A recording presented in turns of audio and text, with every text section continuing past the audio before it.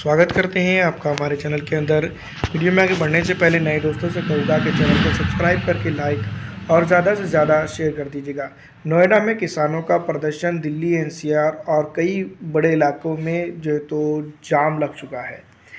दोस्तों इससे पहले भी जो तो किसानों ने दिल्ली को घेरा है और अब दोस्तों मैं आपको बता दूं कि हमारे भारत की राजधानी दिल्ली की तरफ किसानों का रुख दिखाई दे रहा है। शुरुआत में ही जो तो जनवरी की शुरुआती के दिनों में ही किसानों ने ये बात साफ तौर पर कर दी थी कि वो अपनी मांगों को लेकर जो तो दिल्ली का तरफ रुख करेंगे और केंद्र सरकार को फिर एक बार कटघरे में खड़े करेंगे और ताकि उनकी मांगें जो है तो पूरी की जा सके। मैं आपको बता दूं कि आप जानते ही होंगे कि दिल्ली में जो है तो केंद्र सरकार है और केंद्र सरकार को लेकर कई एक मांगे जो है तो किसान कर रहे हैं।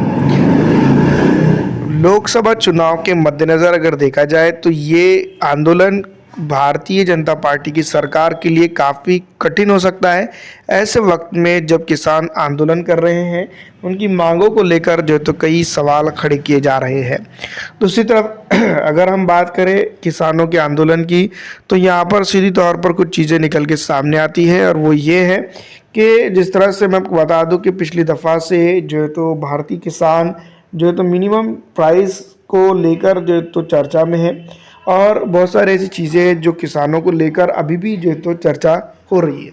लेकिन किसानों की डिमांड को अगर हम छोड़ देते हैं और किसानों को डिमांड को साइड में रख देते हैं तो इम्पॉर्टेंट चीज़ के ऊपर हम बात करेंगे कि क्या जो है तो किसानों का मामला है और किस तरह से जो है तो किसान जो है तो इसको लेकर जो है तो चर्चा कर रहे हैं।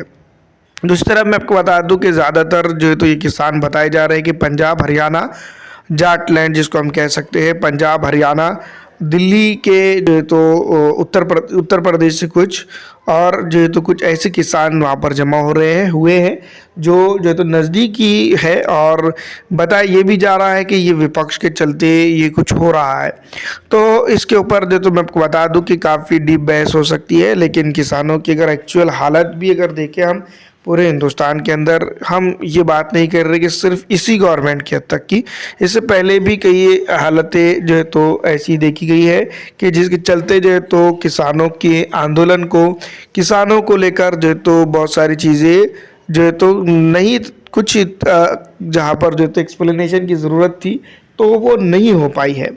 तो किसानों की हद तक की अगर बात की जाए या फिर किसानों के मुद्दे को आगे लेकर अगर हम बात करें तो बहुत सारी चीज़ें इसमें खुलकर निकल आकर सामने आ सकती है।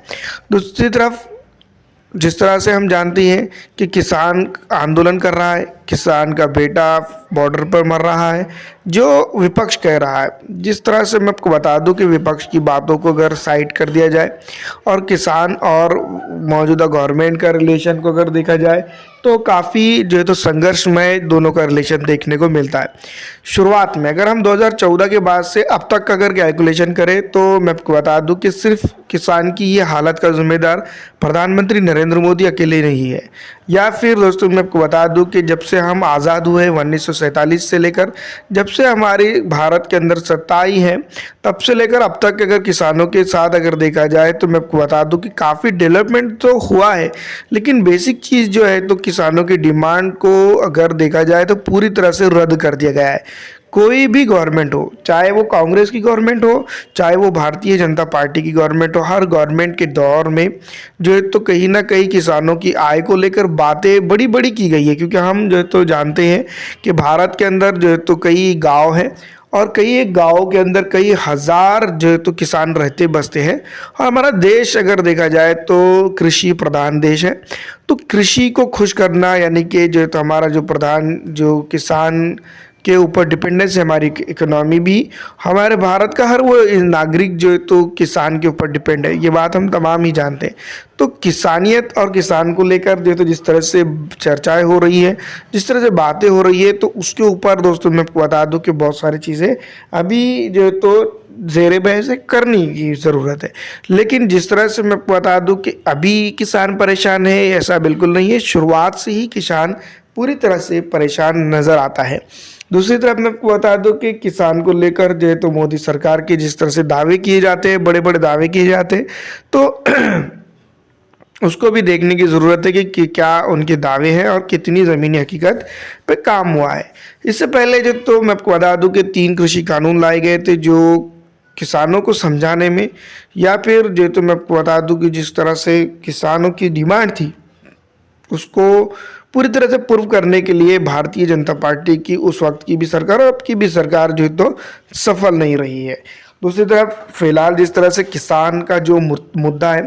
वो अगर तूल पकड़ जाता है, अगर कहीं इसको हवा लग जाती है और गोदी मीडिया जो कि दिखाएगा नहीं इसको, अगर उसको कवरेज देता है, उसको दिखाता है, उसको सामने लाता है उस प्रोपेगेंडे को, तो ये सीधी तौर पर जो मौजूदा गवर्नमेंट के लिए एक चैलेंजिंग वर्क होगा। और ये चैलेंजिंग वर्क जो है तो कहीं ना कहीं जो तो लोकसभा चुनाव के अंदर जाएगा। एक तरफ से विपक्ष पूरी तरह से भारतीय जनता पार्टी को सप्रेस करने की कोशिश कर रहा है, डिप्रेस करने की कोशिश कर रहा है, जो पॉलिटिकल ग्राफ है वो लगातार भारतीय जनता पार्टी का गिर भी रहा है। लेकिन ऐसे हालात में जब किसान का मोर्चा निकल के सामने आता है तो दोस्तों कुछ चीज़ें जो है तो मैं आपको बता दूं कि जो भारतीय जनता पार्टी हमेशा से करते आई है,